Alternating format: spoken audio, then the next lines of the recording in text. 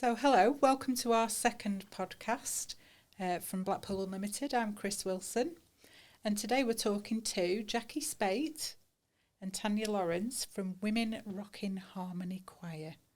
So, ladies, first of all, do you want to tell us what the choir is about? Yeah, the choir is, we like to call it a safe space for women to come and learn to sing together. To learn harmony skills, to learn a little bit of movement skills, live the dream just a little bit, the rock and roll dream, and to socialise with each other.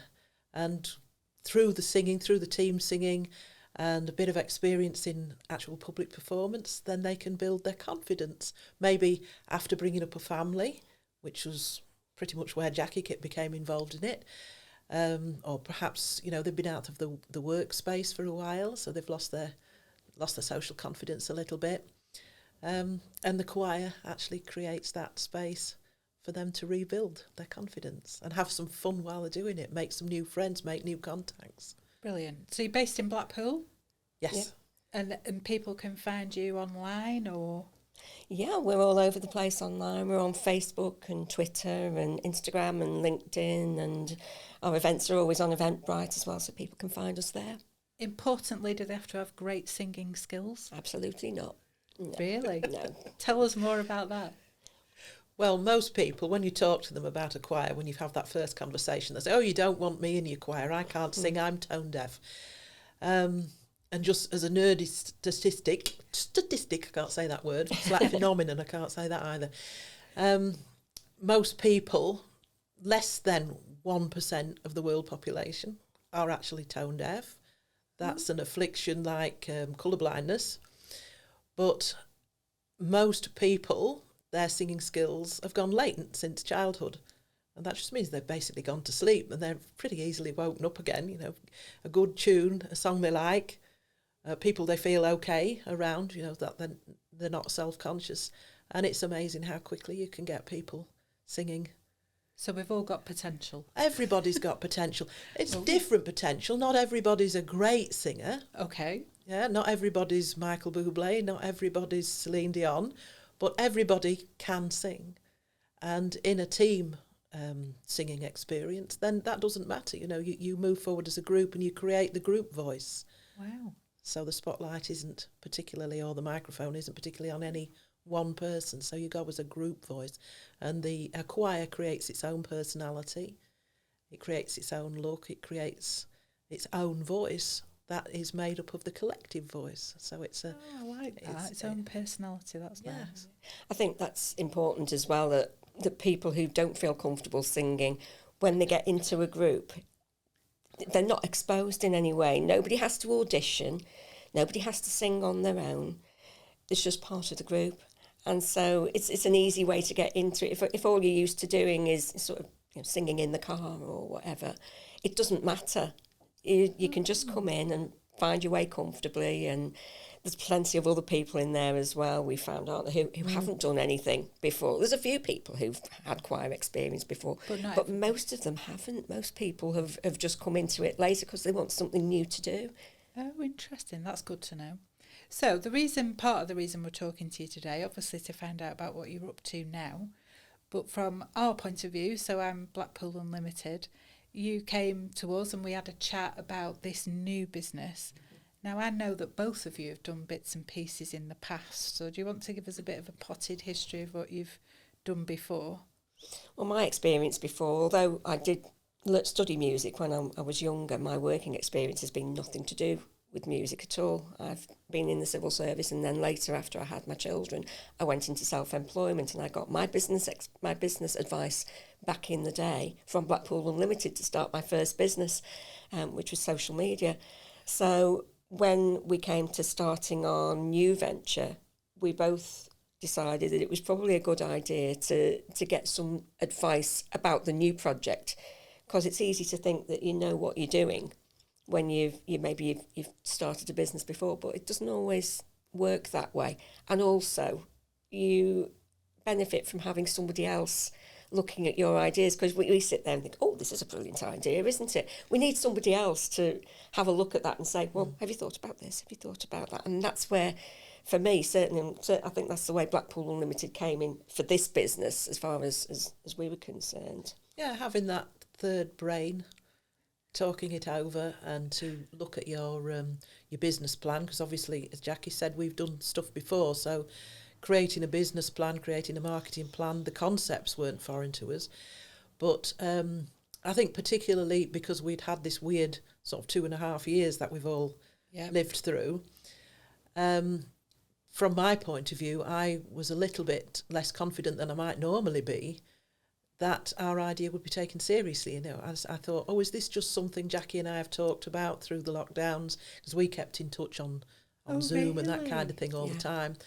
And I thought, is this that we've come up with? Is it a viable thing? Is it something people would take seriously as a business?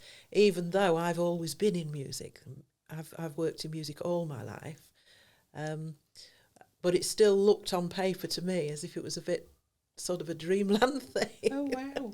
And I think that was my sort of version of confidence going down just a little bit, because of being isolated during the pandemic. Yeah, you know, you lose all your contacts that you would normally have, and you lose a little bit of your momentum, a little bit of your confidence about doing something. So it was really nice to come down to Blackpool Unlimited and have a chat with you, and for you to say, this looks interesting. Yeah, and sometimes that's what it's about. I'm on the outside looking in. It's just sometimes about me talking through the different bits of what you're planning to do and how it might work, and asking the daft questions. That's what I always think, because I'm on the outside. Well, that was one of the things that we found useful as well. We had that talk with you that first day, and we gave you ideas of what we were doing and the sort of thing that we wanted to know. And then you went away and thought about it and came up with a whole ream of stuff, which we found we worked through then, all of those things. It wasn't like, I wonder sometimes if people think you walk into somewhere like Blackpool Unlimited and you're going to walk out with your business in a box. And I don't think that wasn't what we expected anyway. But what we got was the benefit of you then considering what we'd said and putting your own thoughts out there, the things we hadn't answered maybe when we talked to you, and coming back and checking those things in with us. Now, some of them we had thought about, but some of them we hadn't. No. And some of them that we hadn't thought about turned out to be rather significant in the end and opened up a whole different line for us, which we're pursuing as well, which we probably would never have thought of, or maybe it would have taken us years to get there. I think so. I think because we came to you more or less with a concept, but once we'd had that initial conversation and then we had our own meeting afterwards and went through all your suggestions, it became more of a path to go down. Then we'd got more of a direction, hadn't we? Yeah. And the sort of the edges of the picture got into sharp focus, if you like. That jigsaw that we always talk about, with all the different bits and pieces. Yeah, and it certainly gave us more momentum than we'd previously had, I think, because we'd like I say, we'd got our business plan ready and we were sort of ready to go, but we were pretty much, I think, going at a snail's pace. And once we talked to you, it made it real. Certainly boosted the energy, didn't it? We both came out of that first meeting thinking, wow, we'd had a real energy surge. Nice. Just from taking it up that level, which was really, really helpful. And saying it out loud to somebody else. That was it. It becomes more real when you open it up to other people. I mean, I've had people say to me, "Is this really a business? It's a choir, isn't it? That's not a business, is it?" But it is. It really is, and and the way we're doing it is as a business. Yeah. And we're able. I feel more able to articulate it as a business. I think from having. Because of the things that we've done, from things we've talked to you about and things that we've done ourselves, we can articulate what the business model actually is, because there is a business model. Yeah, because the process of putting it down into a plan has solidified all those ideas and made it real. Yeah. So what's more interesting to me is that the two of you are working together. So how did that come about? Well, I've been running choirs, as I say, all my life, doing that sort of thing. And in a previous choir that I was musical director for, I thought there was a place for Jackie in it. And she was at that particular point where her boys were old enough, they were not babies anymore. And Jackie and I have been friends for years, and I could tell that it was the time for her to come out and do something. So I did a little bit of persuading to join that particular choir, and watching Jackie blossom in that, sort of confirm my ideas of what a choir can offer, as well as just the actual obvious of learning to sing, and seeing Jackie's confidence grow in that. And as I say, we kept in touch throughout all the lockdowns. Good old Zoom. I mean, what would we have done without that? Gone insane, quite honestly. And then sort of as it looked as though we were going to all be able to open up again, and I was thinking about starting a choir again, I knew about Jackie's admin skills. They are legendary. So I just put it to her, and I don't think you hesitated for a nanosecond. She said, do you want to think about it? I said, no, I'll do it. Oh, brilliant. Yeah. So did you talk about who'd do what, how the dynamic of how you'd actually work together? I think it was pretty self-evident. I mean, Tanya has got so many years of singing, music, choral experience. That was a given. She's well known in the area for what she's done in the past. So that's Tanya's area. Of course, Tanya can do the marketing side of things as well, and the admin side. But it makes more sense that I focus on those, because then Tanya can do what she does. It's very much what I do in my own business anyway, is letting people do what they're good at while the other stuff gets taken care of. And that's just kind of the way it worked for us. That's the way we went into it. And that's working well going forward? Oh, yes. Yeah. Anything you've found that surprised you about working as a double act?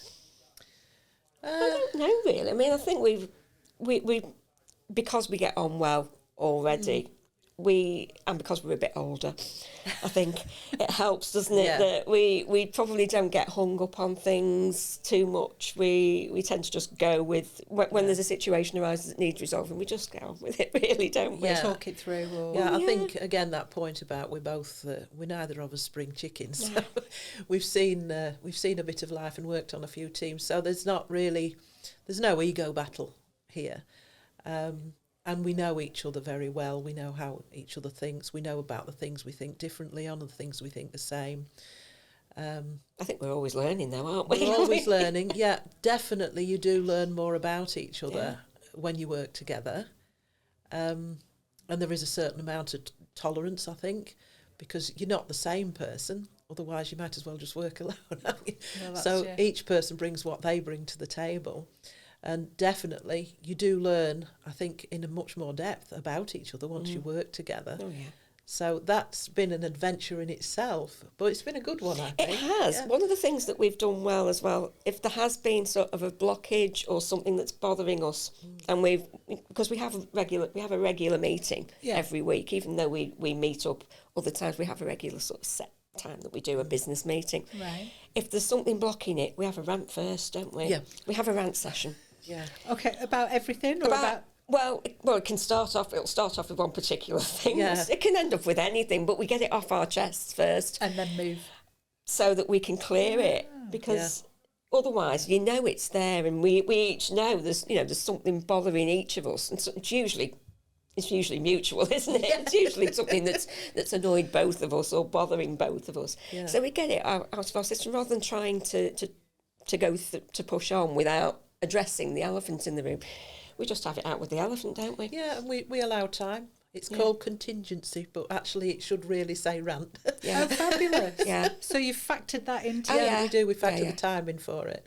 Because like Jackie says, if you don't clear that air, then there's always that little bit of tension. It's not, it's not with each other. It's just with the thing. It never has been with each other. It's always been something external. Up to now, touch wood. But it has, but it does help, because then when we've done that, you can carry on. We can carry on then, can't we? Yeah. Oh, that's interesting. So that's a tip for anyone that might be Definite working tip. with other people. Oh, definite tip, if you can do it. But there has to be trust there to do that, I think. I don't know that I would do that with everybody. No, I was just about to bring up that golden word, trust. I think if you're going to be in partnership with anybody, you need to really ask yourself and ask each other, however many of you are, what the trust level is, and to build that up, really. If you don't have that trust there, then elephants do come into Yeah. the room, Yeah. tension builds up, and then at an inopportune moment, it'll blow. Yeah. Whereas if you factored in time to talk about things, and if you have got a good idea how the other person thinks, even if it's a little bit differently from you, then that trust will build then. Yeah. But you'd known each other for years anyway, so Yes. that definitely helped. Yeah. Yeah. And then doing the business plan together, was that an added extra sort of working through ideas whilst you were working on that?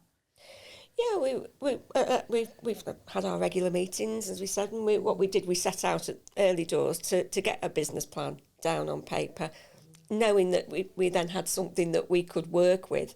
I've never been good at looking at my own business plan when I've worked on my own, but working with someone else, actually having that business plan there is a good framework, isn't it? And again, one of the things that we do regularly in our meetings is one meeting a month we go through our SWOT analysis, Right. which has been an absolute game changer doing that, hasn't it? Yeah. And then quarterly we look through the business plan as a whole. Wow. To revisit everything. To revisit everything and see if we're still going that way and see what needs to be changed.